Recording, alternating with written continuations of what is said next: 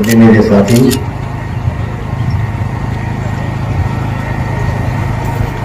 बंबई से statue of unity वहां तक की गोदावरी प्रवाह यात्रा का सुंदर आयोजन किया है। इसके लिए आपके टीम के मुखिया और आप सभी को हृदय से अभिनंदन करता हूं। कोई लंबी बात करने का समय नहीं है, कड़ी धूप है,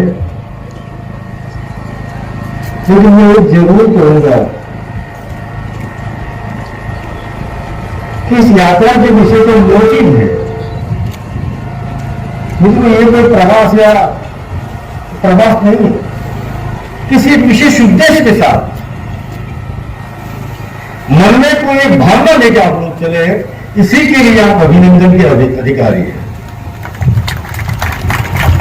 देश को एक करना है, जोड़ना है, इस उद्देश्य को लेकर आप निकले। वरना मुंबई से आप ट्रेन से या तो बस से अपनी खुद की कार से स्टैच्यू ऑफ यूनिटी तक जा सकते थे।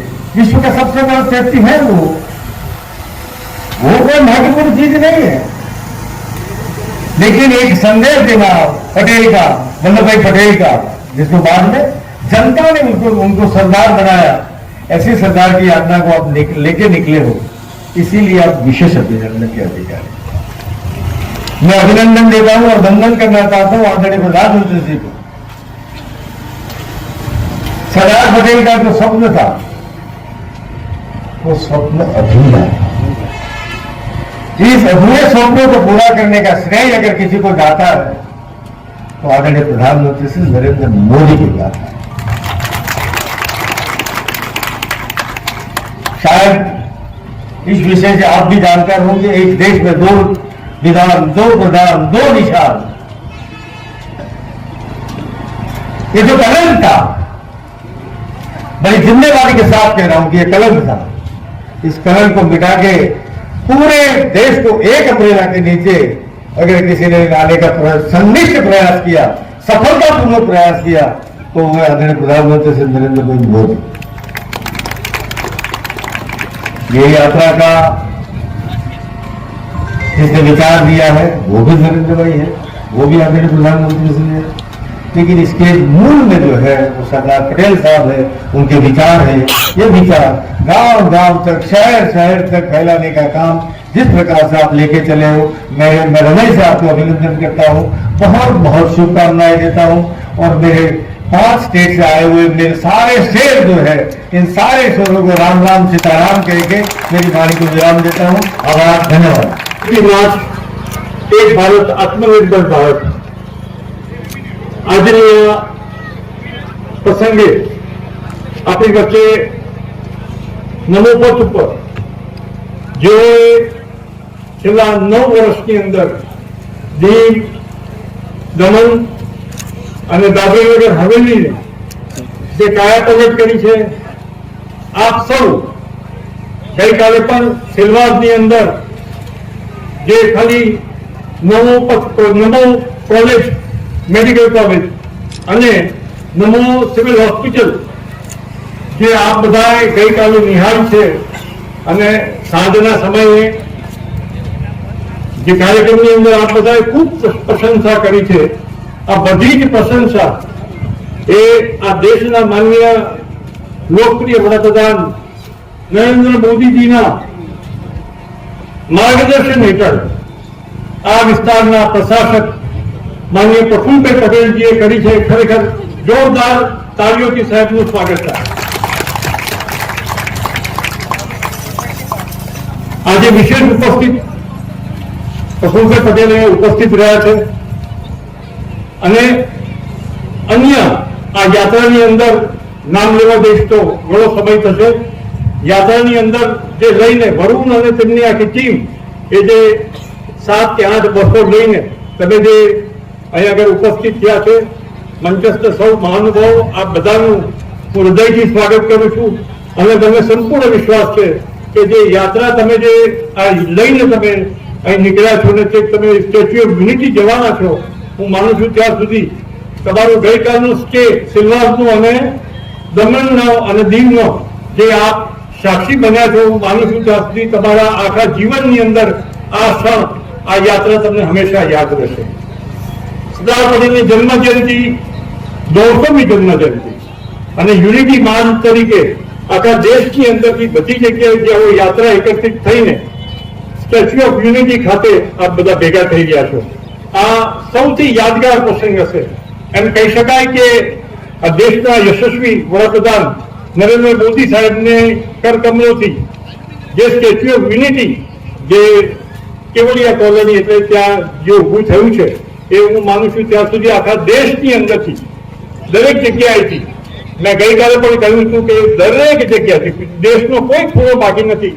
ખેડૂતોએ જે ઓજાર પોતાના ખેતરની અંદર વાપર્યા હોય એનો એક ટુકડો એ આખા દેશમાંથી ભેગો કરીને આ સ્ટેચ્યુ ઓફ યુનિટી જે ભેગું કર્યું છે, જે સ્ટેચ્યુ ઓફ યુનિટી બનાવી છે, એ ખરેખર એની માટે કોઈ શબ્દ નથી. તો આવી એક સુંદર યુનિટી માર્ચ, આ કોઈ માર્ચ નથી, આ કોઈ ટ્રીપ નથી, આ યાત્રા છે. અને જયારે યાત્રાની અંદર આપણે સૌ આજે ભાગ લઈ રહ્યા છે, તો અમને પણ તમે જયારે યાત્રાનું પ્લાનિંગ અમે કરતા હતા તો અમને મન પ્રફુલ્લિત થતું હતું કે શું સારું કરી શકીએ, કેમ વધારે સારું થઈ શકે. ને તમે 6 રાજ્યના જે સૌ કાર્યકર્તાઓ લોકો જે યાત્રાની અંદર જોડાયા છે, તો અમને એમ થાય કે અમારું દમણની પ્રશંસા એટલી હોવી જોઈએ પૂરા ભારતભરની અંદર કે બહાર જોનારને પણ ખ્યાલ આવે. કારણ કે જે પ્રકારે દમણનો વિકાસ થયો છે, જે પ્રકારે બધી જ તમામ ક્ષેત્રોની અંદર, એ ચાહે શૈક્ષણિક હોય, આરોગ્ય હોય, રમતગમત ક્ષેત્ર હોય, કોઈ બી ક્ષેત્ર હોય, તો એ કેવું હોવું જોઈએ. અને આટલા નાના એમ કહી શકાય કે 3 યુનિયન ટેરિટરીની અંદર જે વિકાસ થયો એ અદ્ભુત વિકાસ કહી શકાય. અને તમે બધાએ ગઈકાલે એને નિહાળ્યો છે. દમણ તમે લોકો આજે થોડા સમયથી થોડા મોડા પડ્યા છો, પણ યાત્રા પછી પણ તમે આ જગ્યાઓ તમે જોઈ શકો છો. તો ફરીથી વધારે નથી કહેતો, ગઈકાલે સાંજે જે કહેવાનું છે એ બધું આપણે બહુ સારી રીતે કહ્યું છે. તો વધુ ના કહેતા ફરીથી આપ બધાનું ખૂબ ખૂબ સ્વાગત છે. અને પ્રફુલભાઈ, આપ નાની નોટિસમાં પણ આપ અહીંયા અમારી વચ્ચે ઉપસ્થિત રહ્યા છો. તમારો હૃદયથી આખી દીવ દમણ અને દાદરાનગર હવેલીની ટીમ વતી હું આપનો હૃદય. भारत माता की, भारत माता की, भारत माता की. इस कार्यक्रम में उपस्थित इस संघ प्रदेश के बहुत ही ऊर्जावान एडमिनिस्ट्रेटर सर, जिसका विकास का कार्य हम ऑलरेडी देख चुके हैं, we are so inspired by the work that you have done, Shri Praful Patel ji. साथ ही इस संघ प्रदेश के प्रभारी श्री दुष्यंत पटेल जी, प्रदेश अध्यक्ष महेश जी, पूरा पदाधिकारी गण, युवा मोर्चा के अध्यक्ष अवधेश चौहान जी, उनका पूरा टीम, और सबसे important, on behalf of whom I am going to be speaking, the entire delegation of the Godavari Prava. Thank you first of all the entire Dadra Nagar Haveli and Daman and Diu for hosting us. It has been a phenomenal experience.